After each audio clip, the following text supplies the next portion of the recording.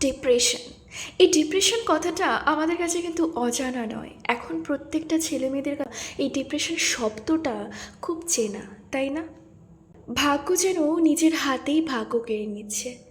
স্বপ্নগুলো যেন কাছে ডেকে দূরে সরে যাচ্ছে। চারপাশের হাজারো সফলতার গল্পগুলো আমাদের মনটাকে ধীরে ধীরে মেরে ফেলছে।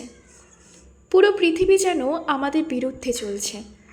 আমি যেন সবার কাছে ফেলে দেওয়া কাগজের মতো হয়ে গেছি। আমার হাসিখুশি দিনগুলো যেন আমার চিরতরে বিদায় দিয়েছে।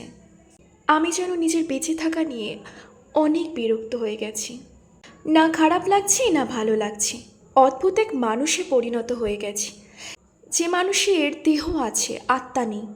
এই যেন একটা জীবন্ত লাশ। অনেক ধরনের একাকিত্ব আমায় ঘিরে রেখেছে।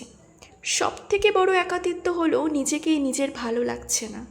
এই মনটা দিনরাত একটাই কামনা করছে, ভগবান আমি আর পারছি না, আমি অনেক ক্লান্ত, একটু শান্তি দাও, সেকেন্ডের জন্য হলেও একটু শান্তি দাও, নয়তো আমাকে তোমার কাছে নিয়ে যাও।